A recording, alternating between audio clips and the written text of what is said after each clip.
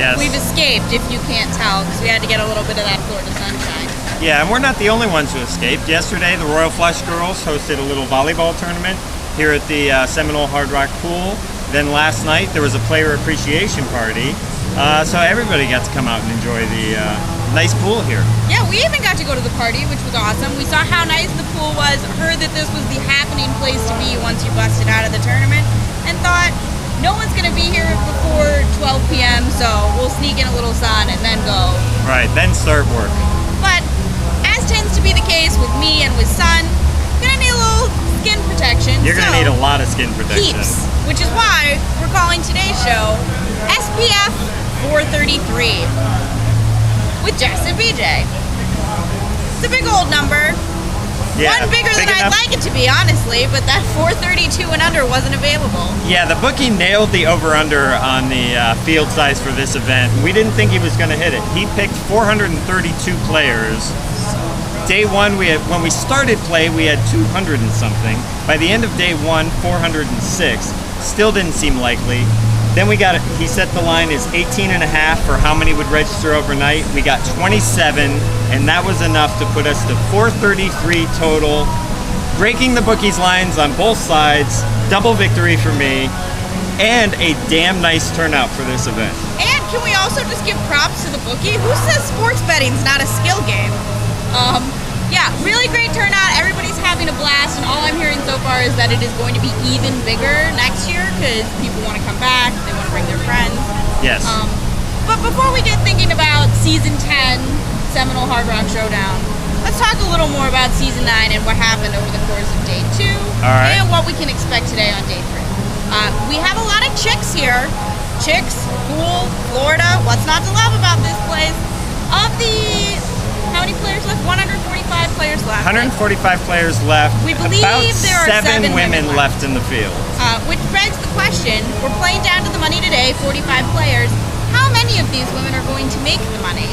Our super sick bookie has set the line at 2.5. I don't feel like I would be a proper girl with girl power and whatnot if I didn't take the over on this.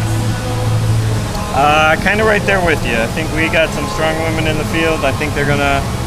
Yeah, we have Annette Oberstad, top 10 in chips. If you remember from Festa, she had a really deep run, didn't make the final table, but was one of the stars of that tournament, and here she is doing well all over again. Lauren Kling, Maria Ho. Lauren Kling, cash machine.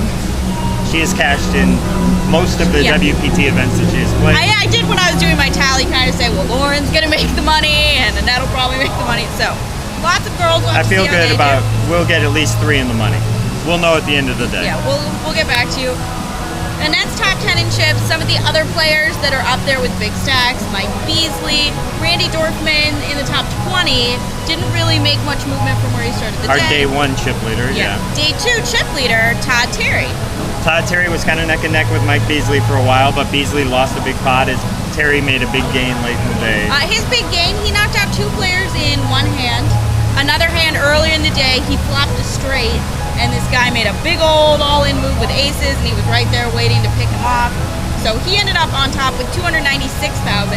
You know what's interesting, though, is that Brandon Steven was seated on his right for about half the day, and even though Brandon Steven said that Todd Terry was owning him all day and admitted it, Brandon ended up with a fair amount of chips, too. He's top 5 in chips. If somebody's owning you, just stay out of their way. And comeback story of the day, I do have to mention, Charles Wiper ended the day second in chips with 273,000 after starting the day 278 out of 290. He had 9,000 something chips and rallied over the course of the day to be second in chips, which is pretty impressive. 9,000 in chips and a chair. That's all it takes. All right, all these guys got deserved attention over the course of the day for having a lot of chips. There was another player in the field who got a lot of attention. It's just not clear if it was deserved or not. Right. At the start of both day 1 and day 2, right off the bat, he was drawing attention to himself. Michael Winnett. Who are we talking about, you ask? Squeaky. Everybody knows him as Squeaky, and if you see him or hear him, you immediately know why. Most appropriate nickname ever, I think. It's really rather true. He came in yesterday with a Weeble that says wishes come true on the box and felt like that was his lucky Weeble. He doubled up the first hand of the day, but he's kind of not got a ton of chips, And the question is, are the things that he's doing insane over the line? He did get a penalty at one point in time. He announced what his holdings were with action pending in the hand. What do you think? Is Squeaky too much for you? Well, he's constantly talking to the other players. Not just talking, like squealing, yes, squeaking. Yelling. If he's involved in a hand, then it's just ooh ah. One more time. No, they can hit rewind if they need to. Personally, 2 + 2 Poker Road Forum. Someone make a GIF of that immediately. Personally, yeah, whatever. Okay, I don't mind if a player is excited. I don't mind if a player is very vocal. However, if other players at the table complain or at nearby tables, then at that point I feel like TD should come in, give a warning, tell him to scale back, and follow that up with short penalties purely based on the obnoxiousness of the action. Yeah, his double up hand, I was a little surprised that he didn't get some sort of excessive celebration penalty, considering he had basically climbed in the lap and hugged his neighbor, who wasn't in the hand, granted, but if I'm the other guy, I'm not feeling great about it, especially because his kings got cracked by 7s. But I will say, though, Squeaky, you've grown on me for one reason: getting moved to Alan Bari's table. Yes, that almost made it worth it. Nothing more amazing than seeing Alan Bari, who talks all the time, go silent because someone has annoyed him that much. I think I've never seen him so focused and so concentrated as when he tried to not punch this person in the face. Alan Bari told him in one of the last hands of the day, he had predicted, he's like, this donk's gonna win. It's just, that's how it's gonna happen. He doesn't deserve it, but he's gonna win. And he told Squeaky, I'm anti-sweating you the rest of the tournament. I'm surprised Barry's vengeful enough that he would put the anti-sweat on for the rest of the man's life, but First things first. All right, enough talk about poker. We've got a pool behind us, and we've got to get to it. So quick question of the day. It's spring. We're in Florida, which is the mecca for spring break. Right. What is your favorite spring break destination?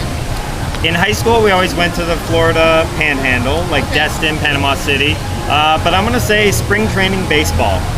Atlanta Braves fans, they used to be in West Palm Beach, which was fun. They moved to Disney World, which, hey, Disney Even World. more fun? So I'm going to say spring training baseball and Disney World. I don't really... My favorite's Lexington, Kentucky. Lexington, Kentucky for spring break. If you can't tell, I kind of wasn't the coolest kid in high school or college. So college, I was out in LA. No! Shut up. I find this impossible I to know. believe. And I would just go home for spring break, and it was really nice. So props, Lex Vegas. Hip happening, place to be. Were you also doing homework over spring break? No, now I will say, reading the books you were Lexington in the supposed to spring, read? you get to see the races at Ooh, Keeneland. wow. You not been to a horse race? Yeah, it's just not what a teenager does on spring break. Oh, you haven't been to our kind of horse races then. Apparently not. Well, imagine that. You might just be nerdier than I am. I don't think that's the case.